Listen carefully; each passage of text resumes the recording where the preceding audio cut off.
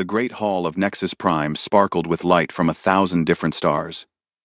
Representatives from across the galaxy sat in their assigned seats, each group looking very different from the others.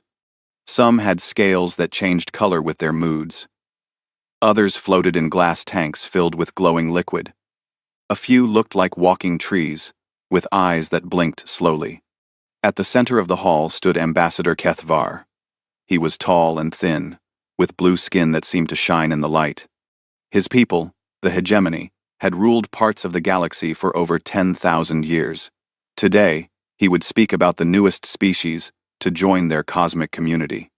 Honored members of the Galactic Council, HFY began, his voice carrying easily through the hall. We gather today to discuss the humans of Earth. A holographic display appeared above his head. It showed a small blue planet orbiting a yellow star. The planet looked ordinary compared to the crystal worlds and gas giants that many council members called home. The humans achieved faster than light travel just 5 years ago, HFY continued. They made first contact with our Zalari trading friends in the Outer Rim. Since then, we have studied them carefully. The display changed to show images of humans. They looked small and weak compared to most species in the hall. They had no natural armor, no claws, no special abilities that made them stand out. They lived for less than 100 years, which seemed like a blink of an eye to species that lived for thousands. Let me share what we have learned, HFY said.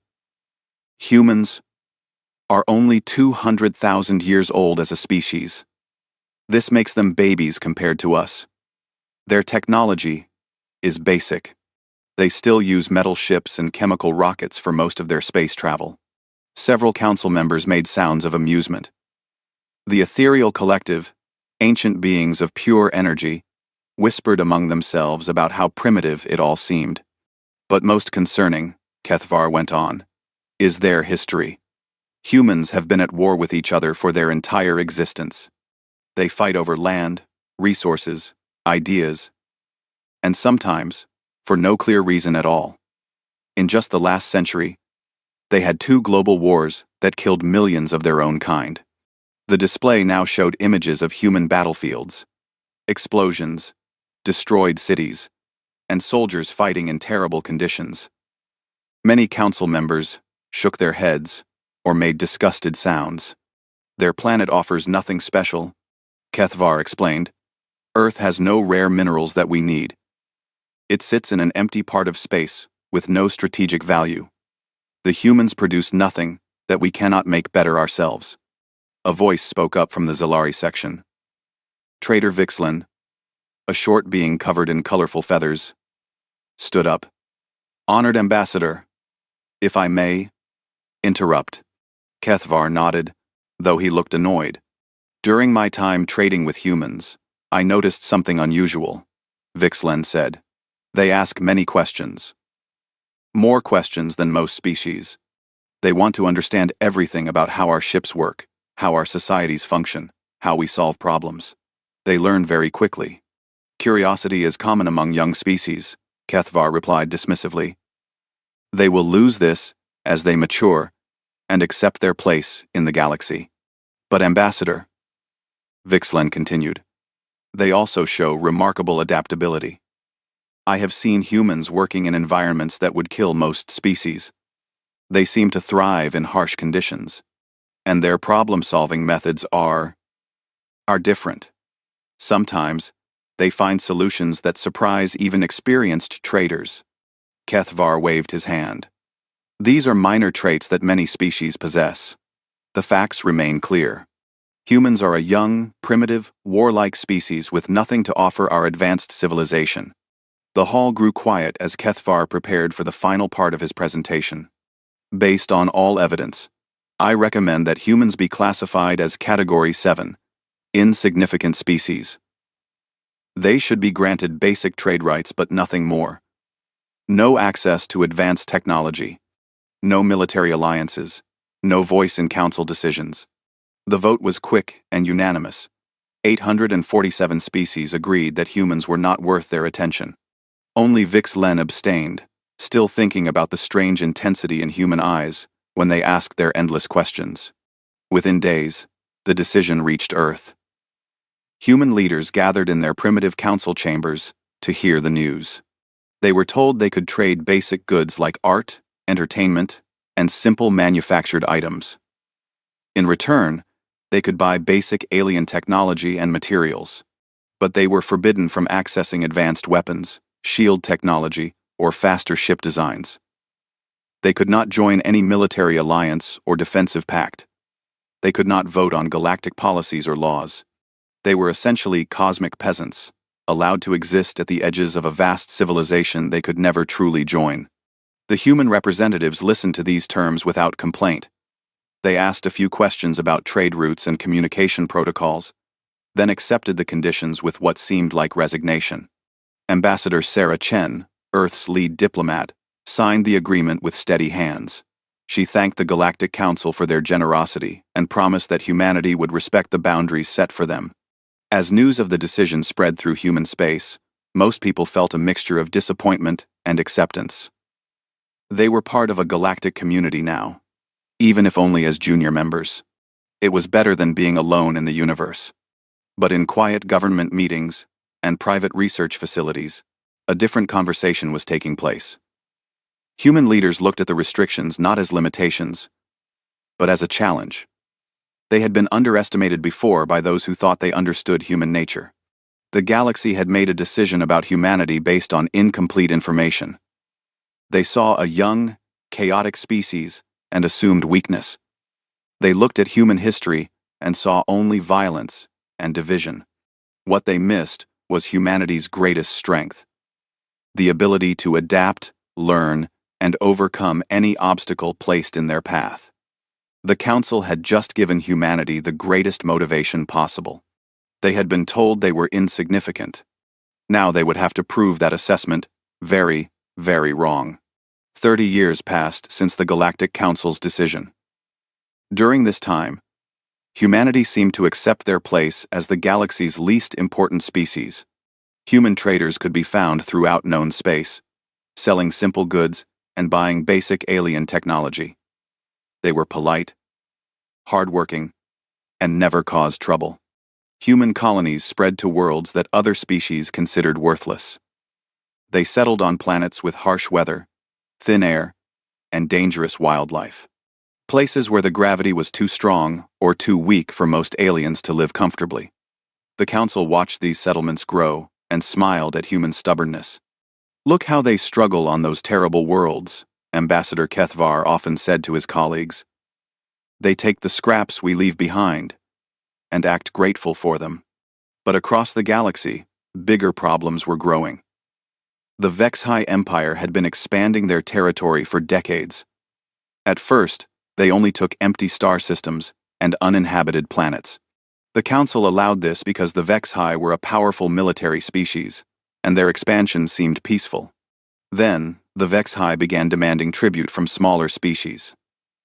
They would arrive at a planet with their large warships and ask for food, minerals, or manufactured goods.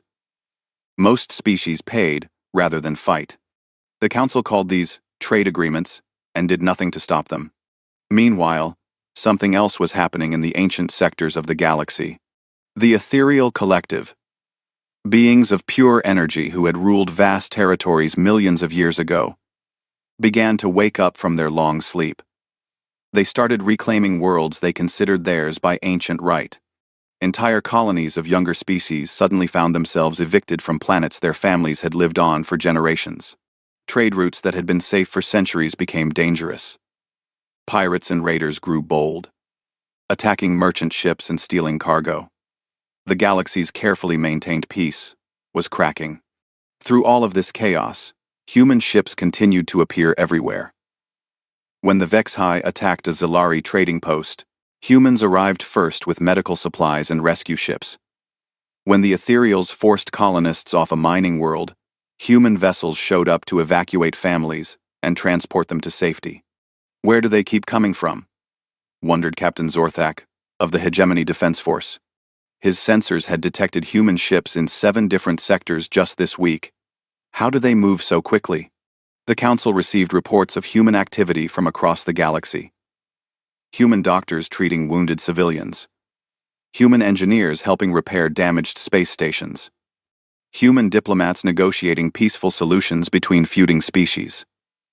It seemed like humans were involved in every crisis, large or small.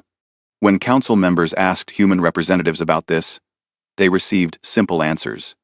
"We go where we can help," said Ambassador Chen during one meeting. "There is always profit in being useful to others. But how can you afford to send ships to so many places?" asked a hegemony official. "Your economy is too small to support such widespread operations." Chen smiled. "Humans are good at finding efficient ways to do things. We share resources and coordinate our efforts. It costs less than you might think." The council found these explanations reasonable. Humans were known for their efficiency and their strange habit of working together even when it was not profitable. Many species considered this a weakness, but it allowed humans to do more with less. What the council did not know was that each human rescue mission served multiple purposes. While human doctors treated wounded aliens, human linguists recorded new languages and dialects. While human engineers repaired damaged equipment, they studied advanced technology and learned how it worked. While human diplomats negotiated peace agreements, they mapped the complex relationships between different species and governments. Every human ship carried hidden sensors that recorded detailed information about the planets they visited. They measured gravity, atmosphere, magnetic fields, and resource deposits. They noted defensive positions, communication arrays, and shipping routes. All of this data was quietly transmitted back to Earth through seemingly innocent trade communications. Human colonies on worthless worlds were not struggling as the Council believed. They were thriving in ways that would have shocked alien observers. Underground facilities stretched for miles beneath the surface of barren planets. Orbital shipyards orbited gas giants, hidden behind their moons. Asteroid mining operations extracted resources at rates that would have rivaled major alien industrial centers. But perhaps most importantly, humans were building relationships. Species that the Council ignored because they were too small or too primitive found themselves welcomed as equals by human traders and diplomats. Refugee populations displaced by Vex-high expansion or ethereal reclamation were offered new homes in human space. These species brought with them knowledge, skills, and technologies that the Council had never bothered to catalog. A race of insect-like beings had developed quantum computing techniques that surpassed anything the major powers possessed. Aquatic species from high-gravity worlds had created materials that were stronger and lighter than anything in Council databases. Slowly, quietly, humanity was building something new. Not just an economic network or a political alliance, but a community of species that shared knowledge freely and supported each other's growth. The Council remained unaware of these developments. They were focused on managing the growing tensions between the major powers and maintaining their own positions of authority. The idea that insignificant humanity might be creating an alternative to their system never occurred to them. When Trader Vixlin tried to warn them about unusual patterns in human activity, his concerns were dismissed. "You worry too much about these humans," Kethvar told him. "They are helpful in small ways, but they remain what they have always been, a minor species, playing at the edges of real civilization." As the 30th anniversary of humanity's classification approached, the galaxy seemed to be holding its breath. The Vexi's high empire was massing fleets near Council borders. The ethereal collective was expanding their territory more aggressively. Smaller conflicts erupted daily between species competing for resources or territory. In human space, Admiral Sarah Chen stood in the command center of a facility that the Council did not know existed. Around her, representatives from hundreds of species worked together to coordinate responses to crises across the galaxy. Displays showed real-time information from every major star system, gathered by the vast network of human ships and installations. "Ma'am," reported Captain Martinez, "we're receiving distress signals from 3 more Council worlds. The situation is escalating faster than our projections indicated." Chen nodded grimly. How much longer before the Council realizes they can't handle this alone? Intelligence estimates 2 months, maybe 3 if they're too proud to admit they need help. Then we continue as planned, Chen said. Keep our people ready. When the Council finally calls for assistance, we need to be prepared to act immediately. She looked at the displays, showing the chaos spreading across the galaxy. For 30 years, humanity had been preparing for this moment. They had been underestimated, ignored, and dismissed as insignificant. Soon, the galaxy would learn just how wrong that assessment had been. The attack came without warning on a quiet Tuesday morning. 3 of the Galactic Council's most important worlds suddenly went silent within minutes of each other. Nexus Prime, the capital world where the Council met, found its planetary shields failing as Vex-High warships appeared in orbit. Hegemony Central, the military headquarters of the galaxy's strongest species, lost all communication with its outer defense stations. Zilari Prime, the trading hub that connected dozens of economic systems, watched its spaceports explode in brilliant flashes of light. Ambassador Kethvar was in his office when the first reports arrived. His aide, a young hegemony officer named Veltar, burst through the door without knocking. "Sir, we're under attack." Veltar's blue skin had turned pale with fear. "The Vex-High Empire is hitting us simultaneously across 3 systems." Kethvar activated his communication screen, trying to contact the military command center. Static filled the display. He tried the Council emergency network. More static. Even his personal connection to other ambassadors produced nothing but electronic noise. "How is this possible?" Kethvar demanded. "Our communication systems are protected by the most advanced encryption in the galaxy." Through his office window, he could see Vex-High fighters streaking across the sky above Nexus Prime's crystal towers. Explosions bloomed in the distance as the planet's defense installations were systematically destroyed. Across the galaxy, similar scenes played out on Hegemony Central and Zilari Prime. The attacks were perfectly coordinated, striking at the exact moment when each world's defenses were at their weakest. The Vex-High seemed to know exactly where every shield generator, communication array, and weapon platform was located. General Hawksmoor of the Hegemony Defense Force managed to reach his command bunker as enemy forces landed on his world's surface. His staff worked frantically to establish contact with other military installations. But their efforts were useless. "Sir," reported his communications officer, "it's not just jamming. They're using our own security codes against us. Every message we send is being intercepted and redirected." "That's impossible," Hawksmoor growled. "Only Council members have access to those codes." But the evidence was undeniable. The Vex-High Empire knew too much. They knew which supply routes to cut first. They knew which government officials to target. They knew exactly how to cripple the Council's ability to coordinate a response. As the first day of the crisis ended, the scope of the disaster became clear. The 3 main Council worlds were under occupation. Communication networks throughout Council space were compromised. Military forces were scattered and unable to work together effectively. In desperation, the remaining Council members tried to contact their allies. The ethereal collective responded with a message that chilled every representative who read it. "This conflict does not concern us. We have withdrawn our forces to protect our own territory." Other powerful species gave similar responses. Some claimed they were dealing with their own emergencies. Others simply stated they would not risk their people in a losing battle. Ambassador Kethvar found himself in an emergency bunker deep beneath Nexus Prime's surface, surrounded by the few Council members who had managed to reach safety. The proud leaders of galactic civilization huddled around a single communication terminal, trying to figure out how their mighty empire had collapsed so quickly. "We need to face reality," said Councillor Thrensa of the Maritime Alliance. "The Vex-High have outmaneuvered us completely. They must have been planning this for years." And down. "We have they why, and be stay." "Decades," corrected Intelligence Director Morven. "The patterns we're seeing suggest infiltration going back at least 30 years. They've had agents throughout our government structure." Kethvar felt a cold understanding creep over him. 30 years, he repeated slowly. That's when the humans first made contact with us.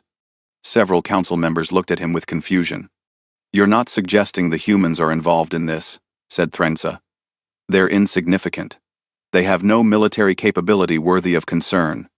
No, Kethvar said, his mind racing. But think about it. For 30 years, they've been everywhere. Every crisis, every disaster, every conflict, human ships always arrive first. They ask questions about everything. They want to understand how our systems work.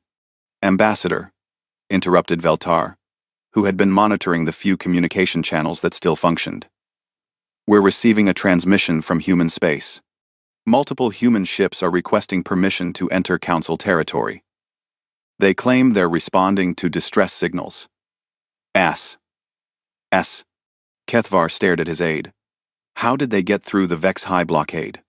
Unknown, sir, but they're asking to speak with Council leadership. They say they have information that might be useful. The Council members looked at each other uncertainly.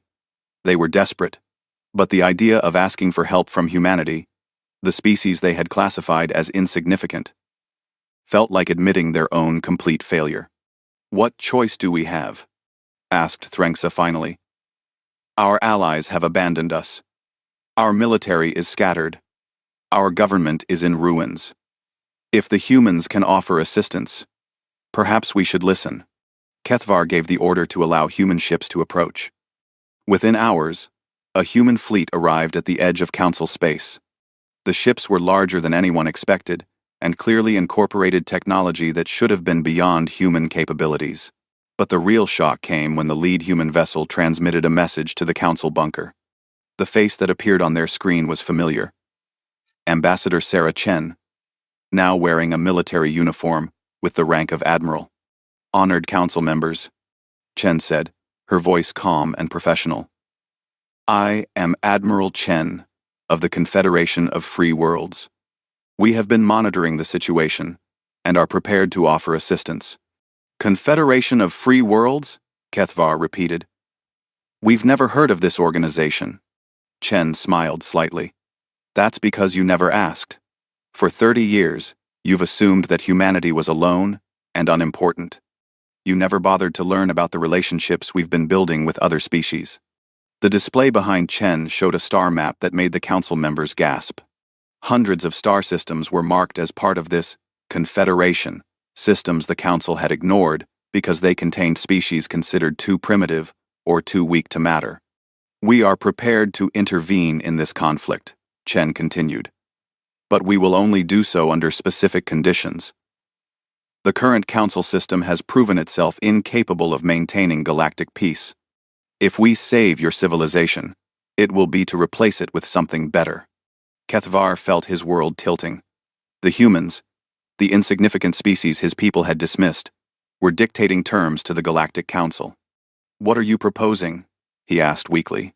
A new system of government based on equality and mutual cooperation, rather than dominance and hierarchy, Chen replied.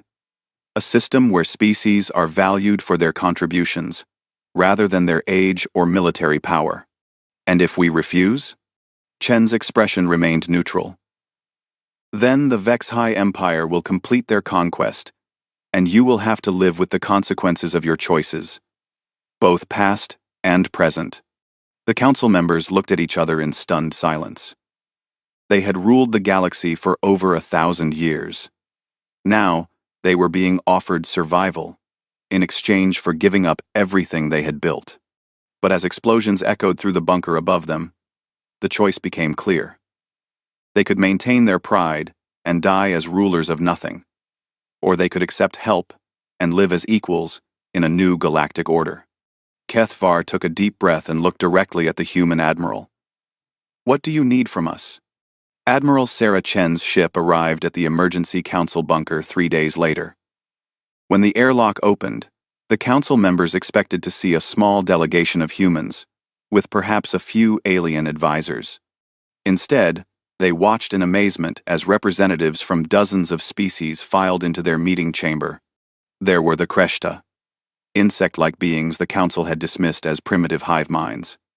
Walking beside them came the Miran Collective, aquatic creatures from high-gravity worlds that Council surveys had marked as unsuitable for civilization. Behind them were the Void Walkers, energy beings that most species thought were just myths. But the biggest shock was seeing species the Council knew well. Several Zilari traders stood with the human delegation, including Vixlen, who had tried to warn the Council about human capabilities 30 years earlier. Representatives from 3 different hegemony colony worlds were present, along with officials from mining guild installations and free merchant confederations. "Impossible," whispered Ambassador Kethvar. "How did you recruit our own people?" Admiral Chen took her seat at the head of the table. "We didn't recruit them. We listened to them. For 30 years, your government has ignored the needs of smaller colonies and independent settlements. These people joined us because we offered them something you never did: respect and equal representation." She activated a holographic display that filled the chamber. It showed a 3-dimensional map of the galaxy. But this map looked nothing like the ones in Council databases. Where the Council saw empty space, the display showed hundreds of inhabited systems. Where Council charts marked primitive species, the human map indicated advanced civilizations with their own technologies and cultures. "This is the real galaxy," Chen explained. "Not the limited view from Nexus Prime, but the complete picture that includes everyone who calls space their home." Councillor Threnja stared at the display. "We had no idea so many species had achieved space travel."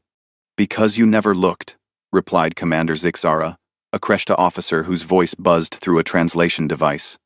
"Your surveys visited our systems once, decided we were uninteresting, and never returned. You missed our cities, our technologies, our contributions to galactic knowledge." "But how did you coordinate with all these species?" asked General Haxmore. "Our intelligence networks show no record of large-scale communications between these systems." Chen smiled. "Human ships have been establishing communication networks for 3 decades. But we didn't use your protocols or frequencies. We developed our own systems based on technologies shared by our partners." The display changed to show the technical specifications of the communication network. It used quantum entanglement principles that the Council had never fully understood, combined with biological computing methods learned from hive mind species like the Kreshta. "Impossible," muttered Dr. Felnara, the Council's chief scientist. "Those technologies require computational power beyond anything we've achieved." "Beyond anything you've achieved alone," corrected Vixlen. "But when dozens of species share their knowledge freely, you can accomplish things that seemed impossible before." Admiral Chen stood up and walked to the display controls. "Let me show you what we've built while you weren't paying attention." The map zoomed in on a system that Council records listed as uninhabited asteroid field. The display revealed a massive industrial complex, built inside hollowed-out asteroids. Shipyards larger than anything in Council space were producing vessels that incorporated technologies from multiple species. "This is just one of 47 major construction facilities in Confederation space," Chen explained. "We've been preparing for this conflict for 15 years. Ever since our intelligence networks detected Vex-high infiltration of your government." Kethvar felt his legs go weak. "You knew about the spies? Why didn't you warn us?" "We tried," said Vixlen quietly. "I submitted reports about suspicious activities and unusual information requests. Your intelligence service filed them away without investigation. You also ignored our diplomatic messages," added Chen. "Over the past 5 years, we sent 17 formal communications offering to share intelligence about potential threats. Your staff marked them as low-priority correspondence from insignificant species." The Council members sat in stunned silence as the full scope of their failure became clear. While they had focused on maintaining their traditional power structures, an entirely new civilization had grown up around them. "Show us your military capabilities," demanded General Haxmore. "If you're going to fight the Vex-high Empire, we need to know what you're planning." Chen nodded to one of her officers. a tall human woman with cybernetic implants that interface directly with the holographic system. The display shifted to show fleet positions throughout the galaxy. We currently have 634 ships positioned in strategic locations, the officer reported. Each vessel incorporates technologies from multiple Confederation species. Our weapon systems use Voidwalker energy projection techniques combined with Kreshta targeting algorithms and Mirror shield harmonics. 600 ships against the Vex-High fleet of over 2,000, calculated Haxmore. Those are not favorable odds. You're thinking like a Council military commander, said Commander Zix, Era. Large fleets fighting traditional battles. Human strategy is different. They taught us to be unpredictable. Chen reactivated the display to show the current positions of Vex-High forces. The Empire expects us to attack their fleets directly or attempt to retake the captured worlds. Instead, we're going to strike at their supply lines, communication networks, and command structures simultaneously. The plan that unfolded on the display was unlike anything in Council military doctrine. Instead of massing forces for large battles, human strategy called for hundreds of small, coordinated strikes across dozens of systems. Each attack would target a specific weakness in Vex-High operations. This is chaos, protested General Haxmore. How can you coordinate so many simultaneous operations? Because we learned from species you ignored, replied Chen. Kreshta hive minds can process thousands of data streams simultaneously. Miron collective organisms think in parallel processing patterns. Voidwalkers exist in multiple dimensions and can observe events from perspectives we can't imagine. She gestured to the mixed group of species around the table. This isn't human strategy.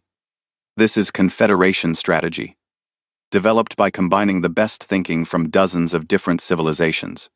Kethvar finally found his voice. What happens to the Council if you succeed? The Council, as it exists, will be dissolved, Chen said matter-of-factly. It will be replaced by the Democratic Federation of Worlds, where every species has an equal vote, regardless of their age, size, or military power. And what if we refuse to accept these changes? Chen's expression became serious. Then you'll face the Vex-High Empire alone. But I should mention that many of your own colony worlds have already voted to join the Confederation. If your central government falls, they'll continue as Federation members with or without your approval. The weight of this revelation settled over the Council representatives. Their empire was already crumbling. Not from external conquest, but from internal choice. Their own people were choosing a different path. We need time to consider this, said Thringza. You have 6 hours, Chen replied. That's when we launch our counterattack against the Vex-High Empire, with or without Council cooperation. As the human delegation filed out of the chamber, Kethvar sat in his chair, staring at the tactical display. 30 years ago, he had classified humanity as insignificant. Now they were offering to save galactic civilization, but only on their own terms. The age of Council dominance was ending. The question now was whether they would adapt to the new reality or be left behind by the changing galaxy. Outside the bunker, Admiral Chen looked up at the smoke-filled sky above Nexus Prime. In a few hours, the real war would begin. But she already knew who would win. The Vex-High Empire had planned for victory over the old galaxy. They had no idea what the new galaxy was capable of. The war began at exactly 0800 Galactic Standard Time across 47 different star systems simultaneously.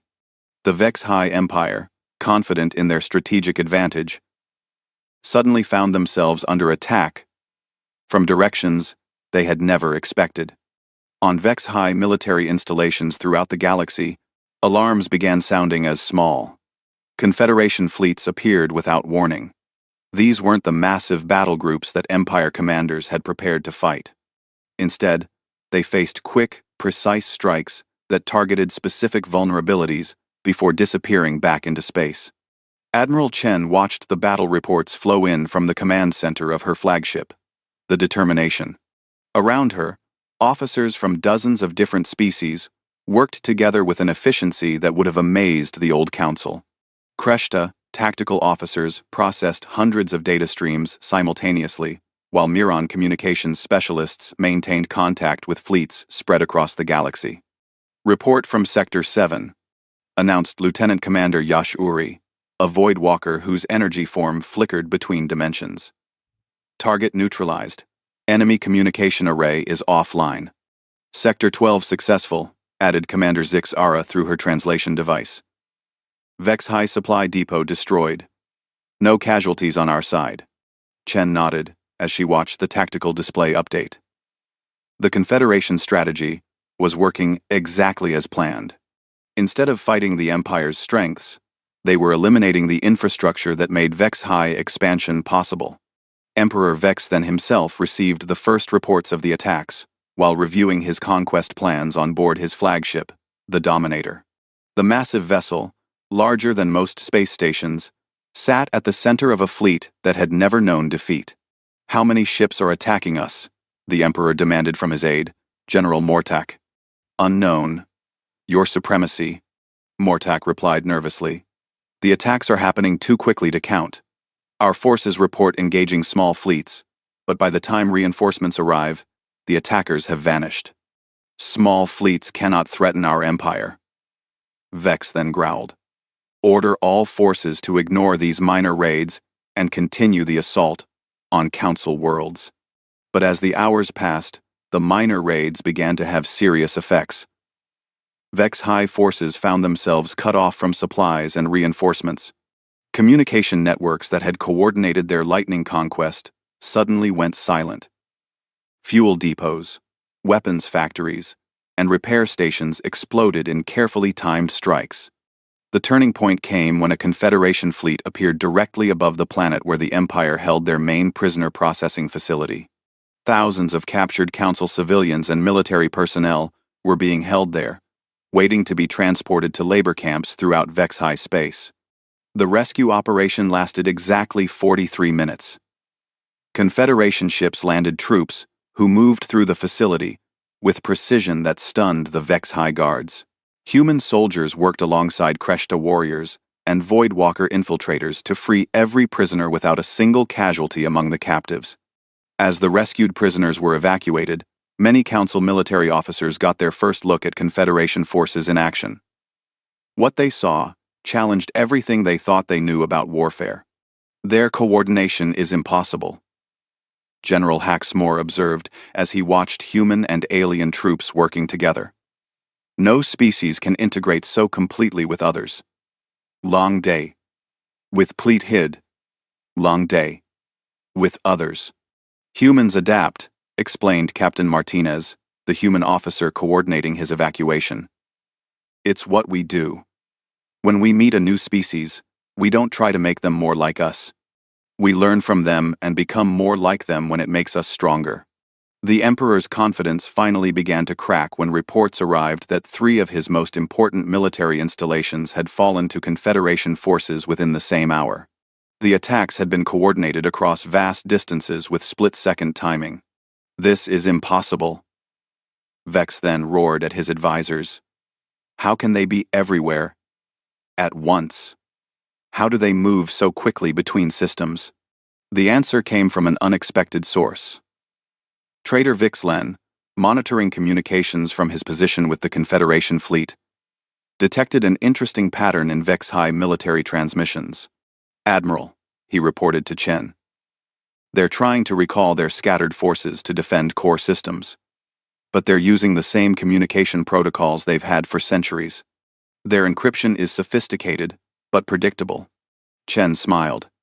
"Time to show them what happens when you face an enemy that thinks differently." Within hours, every major Vex High military communication was being intercepted, decoded, and redirected by Confederation intelligence teams.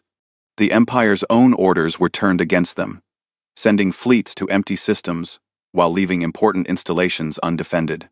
The final phase of the war began when Admiral Chen sent a message directly to Emperor Vexus then aboard his flagship. "Your Supremacy," she said, her image appearing on his command screen. "I am Admiral Sarah Chen of the Confederation of Free Worlds. Your empire is defeated. I am offering you the opportunity to surrender with honor. Vexthan's rage was magnificent to behold. You dare speak to me of surrender? I command the largest fleet in the galaxy. My armies have never known defeat. Your armies were designed to fight the old galaxy, Chen replied calmly. Large fleets against large fleets. Traditional strategies against traditional defenses. But we're not the old galaxy. We're something new. The display behind Chen showed the current tactical situation. Vex High forces were scattered across hundreds of systems, their supply lines severed, their communications compromised. Meanwhile, Confederation fleets continued to appear exactly where they were needed, when they were needed.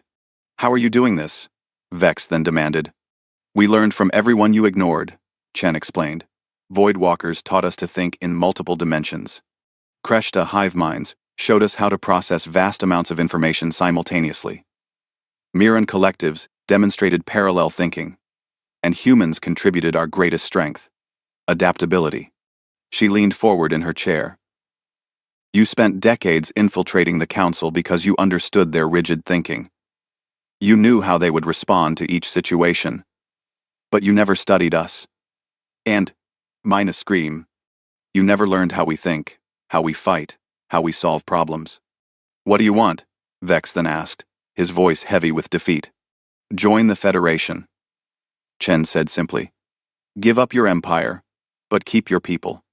Contribute your knowledge and abilities to building something better than what came before. And if I refuse? Then your empire ends anyway, but your people suffer unnecessarily. The choice is yours. Emperor Vexes then looked around his command center at the faces of officers who had followed him into disaster. The greatest military conquest in galactic history had been undone in less than 6 months by an enemy he had never bothered to understand. I accept your terms, he said finally. The formal surrender took place on Nexus Prime, which had been liberated by Confederation forces 3 weeks earlier. Representatives from hundreds of species gathered in the Great Hall, where the Council had once declared humanity insignificant. Ambassador Kethvar, now elderly and humbled, stood before the assembled delegates as they prepared to sign the Charter for the Democratic Federation of Worlds. The document would officially end the age of Council dominance and begin an era where every species had an equal voice in galactic affairs. Admiral Chen, he said, as she prepared to sign the treaty, I must ask you something that has troubled me for months. How did humanity plan so far ahead? How did you see what we missed? Chen smiled as she picked up the signing stylus. You classified us as insignificant because we were young and chaotic. You looked at our history of conflict and saw primitiveness. But you failed to understand what that history taught us. She gestured to the mixed crowd of species around them. Every war, every struggle, every challenge in human history forced us to adapt or die. We learned to find strength in diversity, to solve problems by combining different approaches, to survive by working together, even with former enemies. Kethvar nodded slowly. You saw opportunity where we saw chaos. We saw potential where you saw problems, Chen corrected gently. The galaxy is vast and full of different forms of intelligence. When you approach that diversity with curiosity instead of judgment, you discover that everyone has something valuable to contribute. As she signed her name to the treaty, Chen looked up at the assembled representatives. The Council ruled for 1,000 years by maintaining divisions between species. The Federation will endure by celebrating the connections between us. The ceremony concluded with representatives from over 800 species, formally establishing the new galactic government. As they filed out of the hall, many stopped to speak with human delegates, eager to learn about the thinking that had transformed their universe. Ambassador Kethvar was among the last to leave. As he walked past Admiral Chen, he paused and spoke quietly. We were wrong about humanity, he said. I spent 30 years believing you were insignificant. I failed to see that significance isn't measured by age or military power, but by the ability to bring out the best in others. Chen nodded respectfully. The Council achieved great things in its time. The Federation will build on that foundation while adding what was missing: the recognition that every voice in the galaxy has value. As the old ambassador walked away, Chen looked around the empty hall, where humanity's journey to significance had begun. Outside the crystal walls, ships from dozens of species worked together to rebuild the damage caused by the war. The galaxy had learned that calling someone insignificant often says more about the observer than the observed. In underestimating humanity, the Council had revealed their own limitations. In proving them wrong, humans had shown that the greatest strength came not from standing apart, but from bringing everyone together. The age of inequality was over. The age of cooperation had begun.